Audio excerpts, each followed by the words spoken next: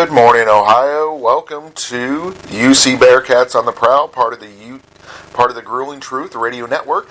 Our guest today is UC Hall of Famer Steve Cowan.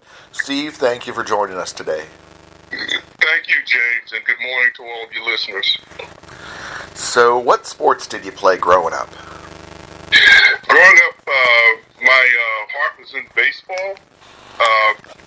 When I was around 10 years old, my hometown, Stars, New Jersey, initiated their first Little League football team. And moving forward, it was football. I had a special talent and had great youth coaches, and they developed it into something that I was able to use in high school and contribute to a state championship to. Nice. So, you were on the first team of the Little League football? At the Stars Tigers. I was on the very first team of the Tigers. Was a 10-year-old limit. I had friends that were 9, 8, could not play, but I was able to make the cut. Back then, there were very few youngsters who tried out for the team. So anyone that tried out became a starter, and by the next year, the program grew exponentially, where the entire city was involved and became more competitive to be a Tiger. So who coached you in those early days? There were volunteers. A gentleman named George Crawley was the administrator. Percy Weems was the head coach, and they didn't have any problem finding adults. I grew up in a community where adults were very involved with the youth, so they didn't have any problem finding coaches. The challenge for the youth team was to collaborate with the high school, and it took a couple of years to build that relationship with the high school coaches, where the high school coaches would actually come down and take a look at the young players, and it became a developmental program. Nice. So you mentioned in high school you ended up winning a state title? State title, yeah, it was unexpected. At the end of the year, when we were crowned state champs, the coaches said that the first day of practice they weren't sure what they had, and that they were simply going to go for broke, and that became our mantra. There were two number one teams that were on our schedule. We came into the game with our rival Montclair, ranked number 3, and we were able to beat them convincingly. I believe it was 39-6. Thought we'd jump up to number 1. They put us at number 2, and then a team called Phillipsburg High School. They moved them to number 1, and we were able to beat them the next week convincingly. So we were crowned. We actually tied our last game with Barringer High School. The East Orange Barringer High School Thanksgiving game was one of the oldest rivalries actually in the country. Oh, nice. It was monsoon and has since become known as the Mud Bowl. So it was a 13-13 tie, but based on the fact that we had beaten both two number ones, they crowned us state champs. So back then there weren't any playoffs? No, it was all rankings. A gentleman named Saylor, the Saylor rankings, he invented the math, and was based on strength of schedule only. What was your recruitment process like? My recruitment process was kind of odd. We found out years later that the coach was actually screening letters from universities that were interested in us as players. And I think he believed he was doing the best for us, but he was kind of pigeonholing us in different universities where he thought we would be successful. So the only letter that got through for me was Arizona State, and there was another letter from Texas Southern University, which is HBCU, and I was quite surprised. I was called down to my guidance counselor's office. It must have been in April, and a gentleman was there and introduced himself as Coach Bucelis from the University of Cincinnati. I found it odd that we weren't meeting in the coach's office, but that we were meeting in the guidance counselor's office. And it became very clear to me that Coach Bucelis was just as interested as in what type of student and what type of person I was as an athlete. So my guidance counselor actually conducted that. Um, I made a decision that I would select Arizona State, and they had a program where I went out to work out in the summertime in Pasadena. And during that time, I decided that it just wasn't for me. And the scholarship to UC was actually gone. But they had a situation where I could come to the university for 1 year on scholarship, and they would see if the numbers worked after that. And by the third day of practice, I was offered a full scholarship, so I was very fortunate. Nice. Well, it's good to hear it worked out. I mean, it definitely did end up being a Hall of Famer there at UC, so can't go wrong there. So who at UC recruited you? Coach Bucelis, that was the gentleman's name, and he recruited several others from the eastern part of the country in Pennsylvania. That was his area. There was a connection there. My high school coaches actually came from the Pennsylvania area, and Coach Bucelis and my offensive coordinator were very close. And Lloyd Pate, at that time, Lloyd Pate was going to be a senior. He was the UC running back, and I was recruited specifically to come in behind Lloyd Pate, along with a couple of other athletes, and to compete for that position. I think one of the reasons I was slotted to start as a sophomore was that UC offensive coordinator position was changed, and the coordinator coming in, Jerry Eisman, ran the same offense that I ran in high school. So I literally did not have to learn the playbook, and that was something that catapulted me to the starting position. Nice. So tell us, what was the atmosphere like on campus? Actually, in those days, you very rarely drifted, off of campus. And like any student athlete, you had to negotiate the academics, the athletics, and the social life. So, I mean, our time was so scheduled that you had very little time to do anything other than the two. I was involved in fraternity life. I had a year in student government, so I pretty much had something to fill in when I wasn't in class or when I wasn't on the football field. And, it went by, I was thinking retrospectively, it went by very quickly. And very quickly you settled into a life. I mean, the football team was very close, and we spent most of our time off and on the field with each other. And if we weren't playing football, we were talking football. But again, the academic challenges, as you know, at UC, the rigor at UC is very high. And with academics, as I said, social life and athletics, that was my life. Very rarely ventured off campus. As a matter of fact, my fraternity house was actually on the campus. So, if you wanted to take a break, you could just go over to the fraternity house and talk to, some of those guys that were there. And it actually became the center of our social life. And there were other things that manifested themselves out of the classes that I took, and I began to meet other students. But as I said, it was so structured that it went by very, very quickly. With it being structured, do they keep the football players together as like roommates? That's an interesting story, because as a freshman, you did not select your roommate; they selected it for you. And for your sophomore year on up, you could actually select your own roommate. So, of course, we selected football players. So, who were your roommates? My first roommate as a freshman was a guy named Terry O'Donnell, and he was from California, Pennsylvania. Terry ended up leaving the university. My sophomore roommate was Butch Foreman. Butch Foreman was my sophomore roommate, the great offensive tackle. My third year, my quarterback, Al Johnson, was my roommate.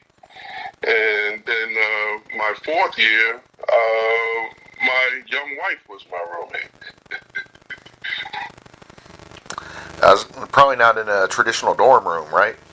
No, not at all. We stayed in Sawyer for my junior and my senior year. Nice. So, how was Ray Callahan different from Homer Rice?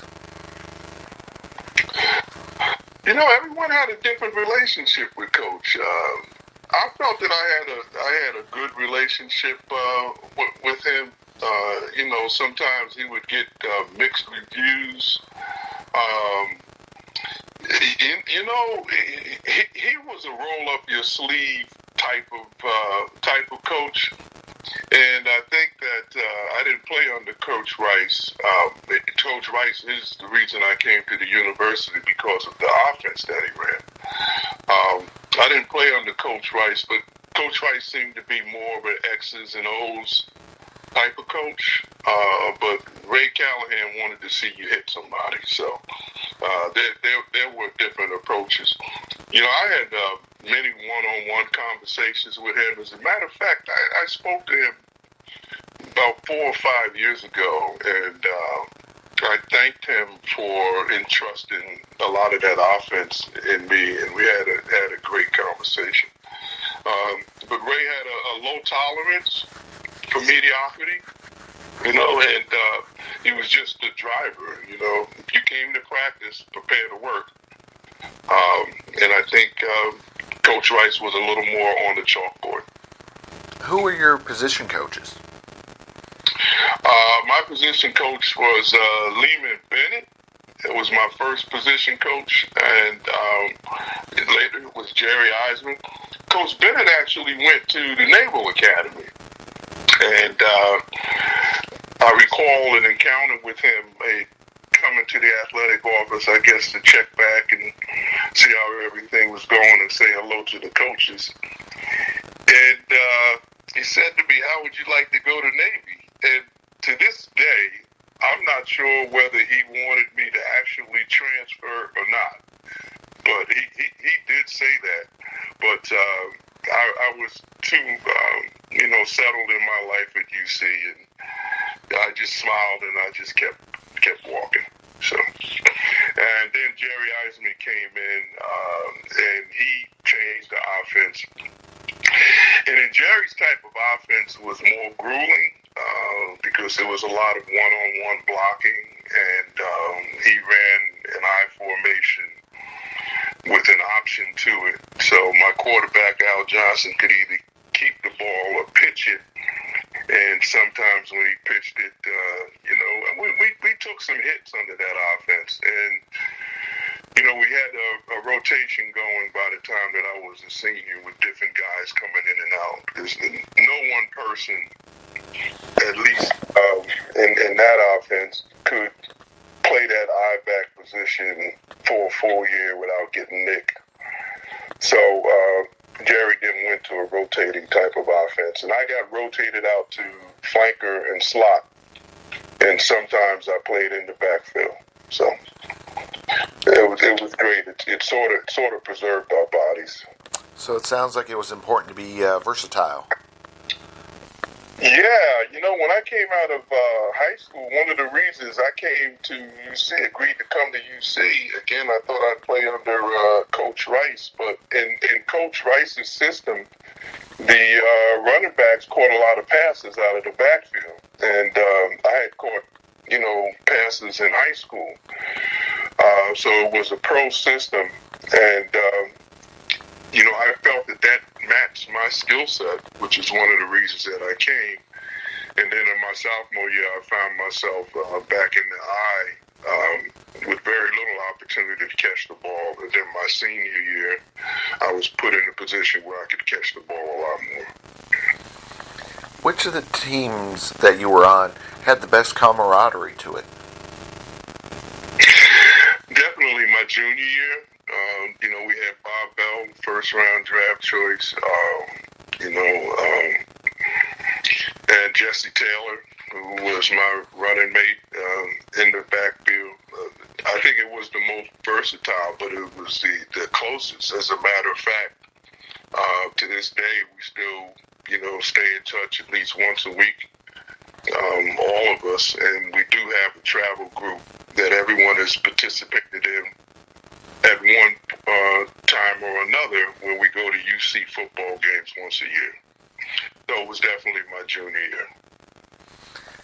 At that point, were you still in the Missouri Valley Conference, or had you already went independent? We had gone independent and had gotten down with an 8-3 record to play a Memphis team to go to a bowl game. And, I think there was more focus on going to a bowl game than actually getting past Memphis. And they didn't beat us by much, but they beat us convincingly. And so our record went to 7-4, and we weren't eligible for a bowl. Yeah, it's funny. Back then, you had to have a great record to get in the bowl game. I think this year there are teams that are going to have losing records that are going to be in bowl games. That would be interesting to see, but then again, right, this year it's unusual. Very true. It is a very unusual year this year. So, who were the main rivals that UC played? When I was a senior, I think one of the highlights of our football career at UC is that we beat Texas A&M, not by much, but we were very competitive against Texas A&M. Of course, the University of Ohio, and Memphis, Louisville was always a rival. Those games were always tough, and Memphis was always tough. So some of it remains to this day. But I think the Texas A&M win gave us some indication that we had a competitive program. So it sounds like that was one of the highlight wins. Was Xavier still playing back then? Say that again, James? Was Xavier still a football team back then?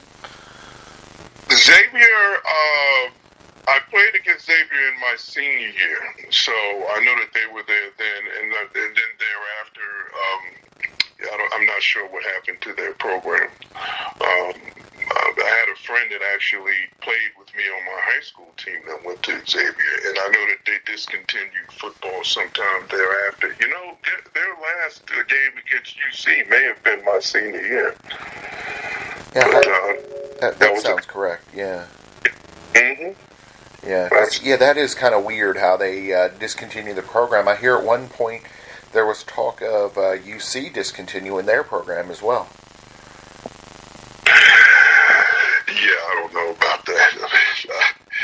I'm not sure about that. Actually, when I graduated undergrad, I was out of touch with UC for quite some time.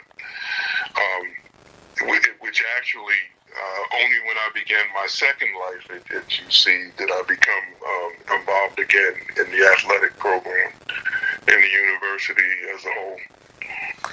Did you ever consider playing after college? No, I did, and I have a letter that I have laminated, and it was from the New England Patriots inviting me to fill out all the information. I was not drafted, but inviting me to fill out all the information, which may or may not have led to a tryout, but I didn't pursue it. I had some other options back in my hometown. I knew that I wanted to teach, and I knew I wanted to, work in youth development. So, following graduation, I was able to get a position with the Board of Education.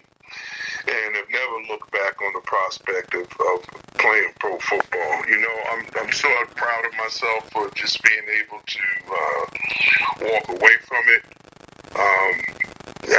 I think that, you know, for those that do, just the regimen of it, and if you can walk away healthy, that's a good thing. And I was able to walk away healthy. So what area of education did you get your degree in at UC? I got my UC degree in business administration, I should say business education.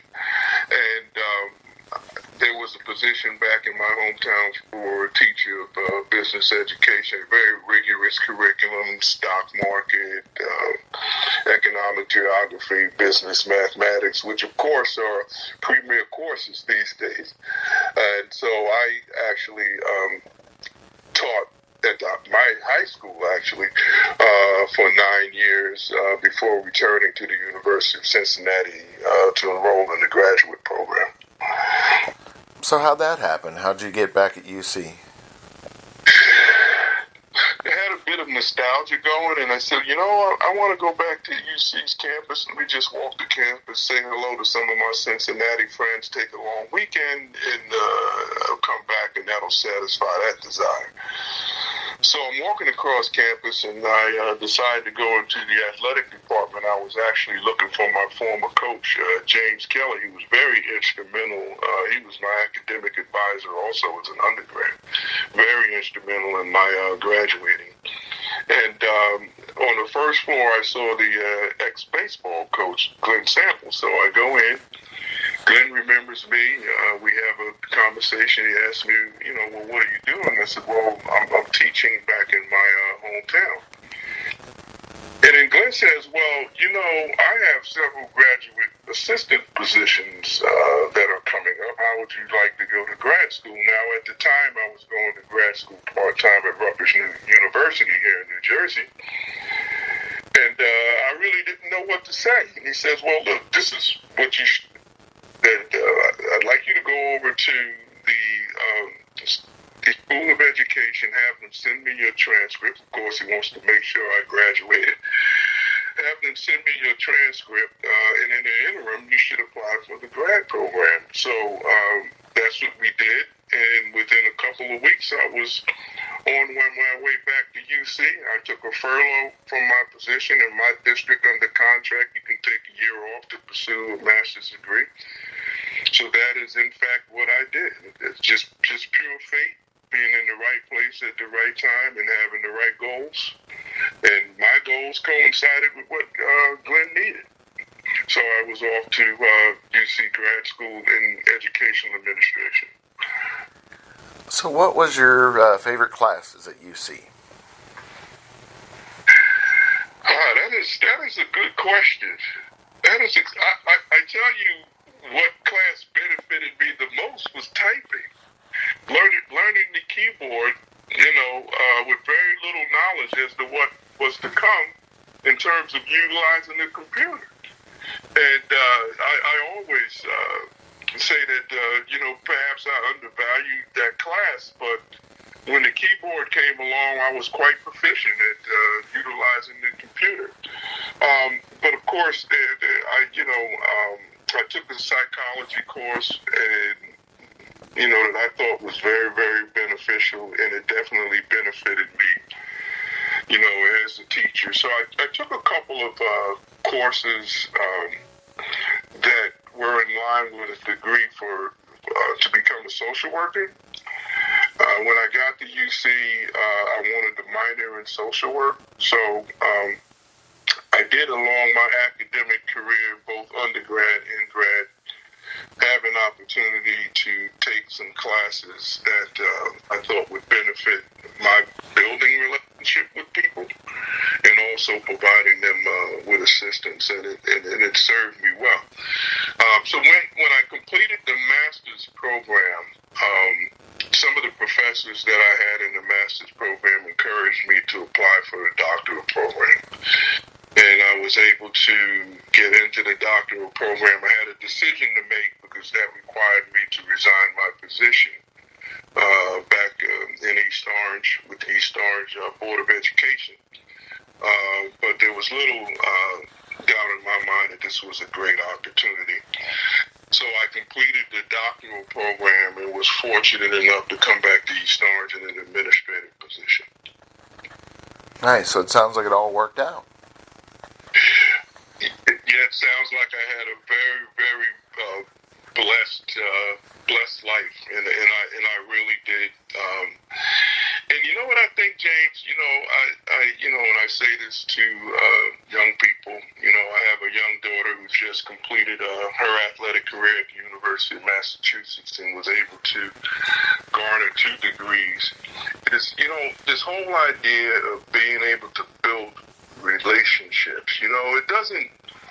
It doesn't burden us to exhibit, kindness and trust and things of that nature, And just when I sat with Glenn, I understood that Glenn's impression of me was that I was a good person. And, those are things that we have to work on. And I believe that those opportunities arose out of my relationships with people at the university, particularly in the athletic department. And again, that comes from our parents and people that have influence over us. My coach was very instrumental, very big on character.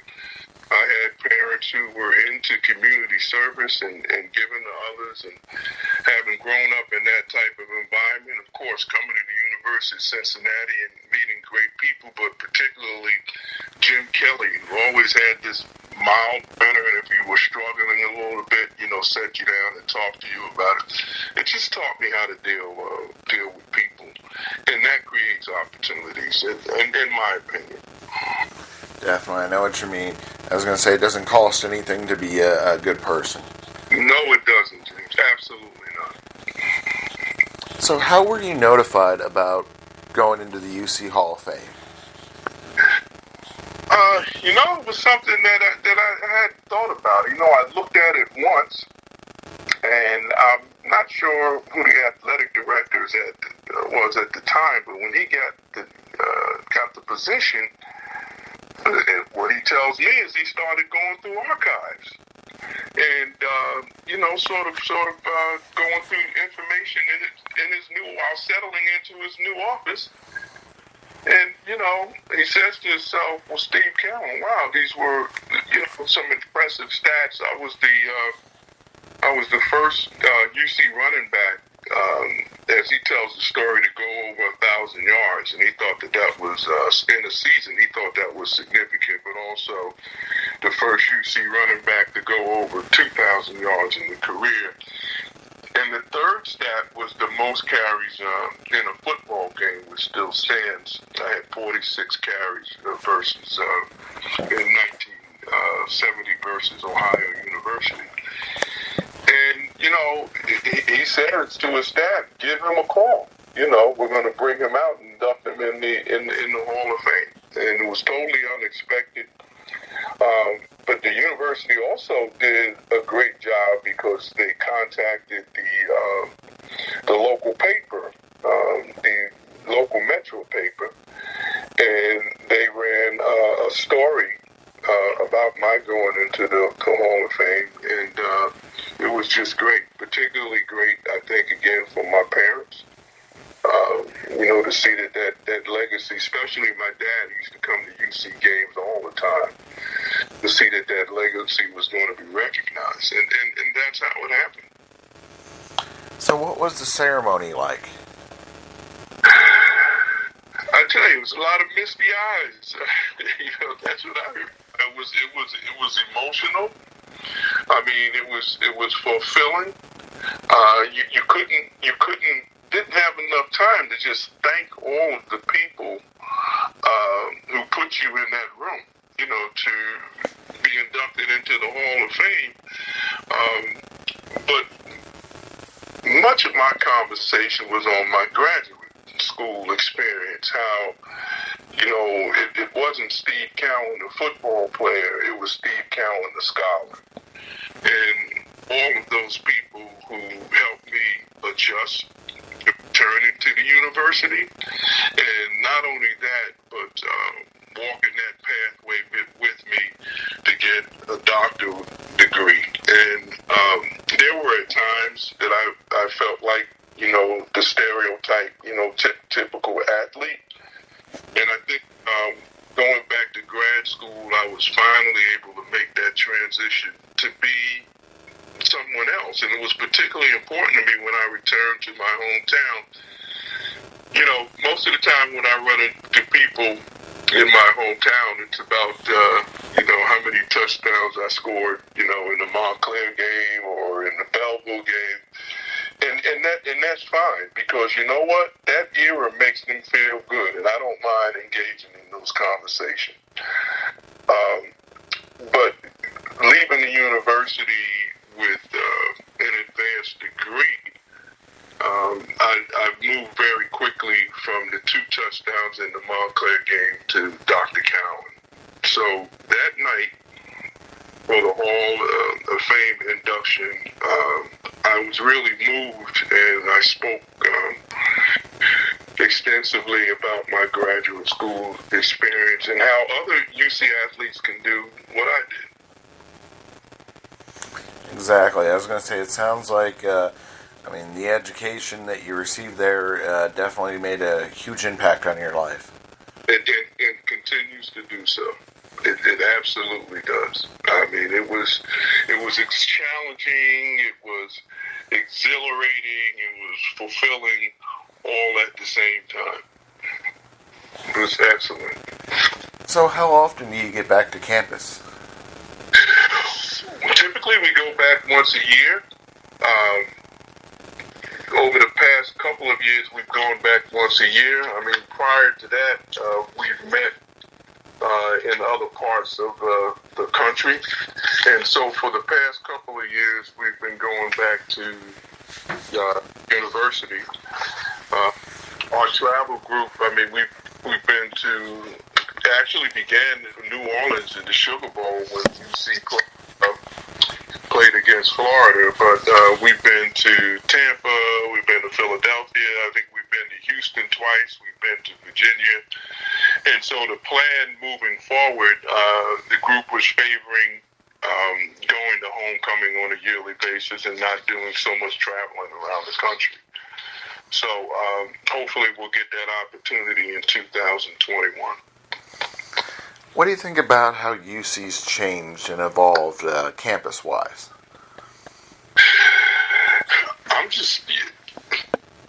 I'm astounded at the changes that have been made, and it seems like they fit so much construction into a small space. It's just unbelievable.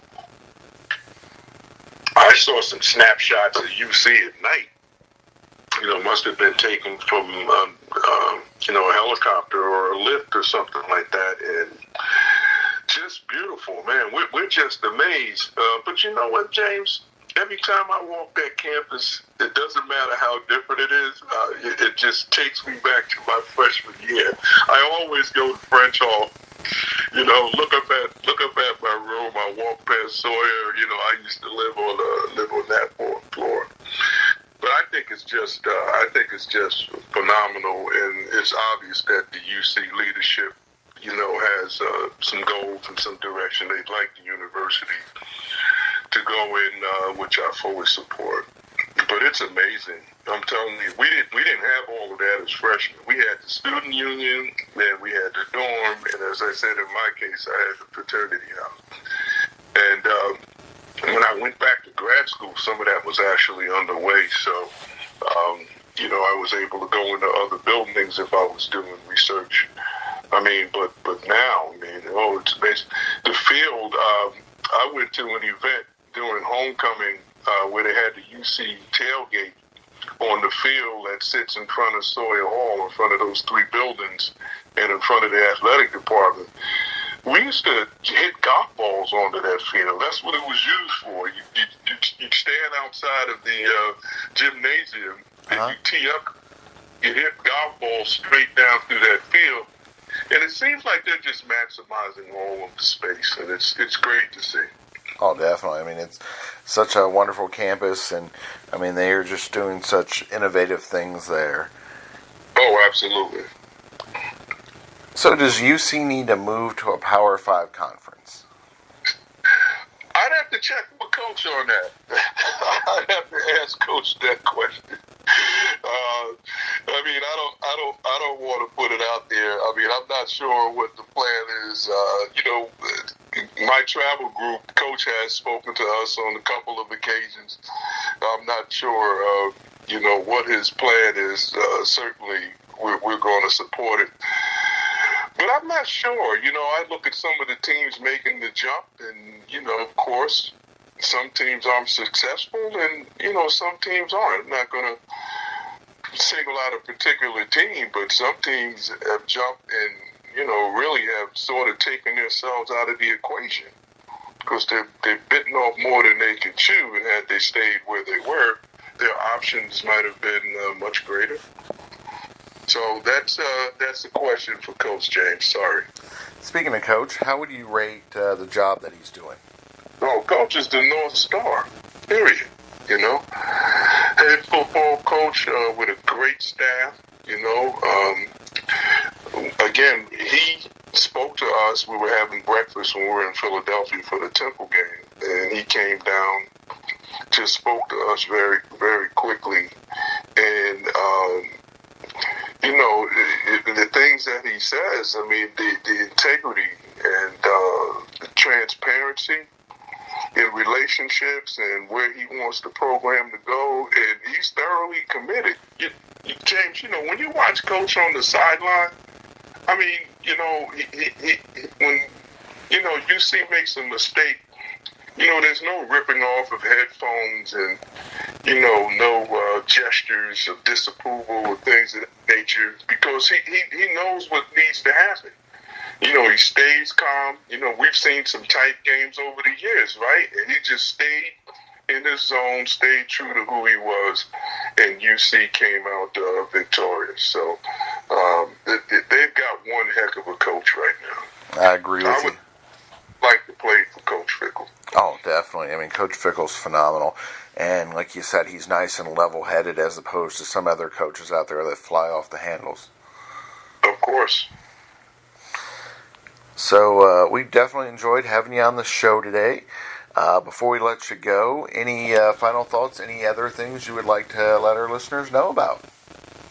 Well, just that everyone stay safe and stay hopeful. And, again, we hope to get back to the Queen City next year. Cincinnati, for me, is a second home.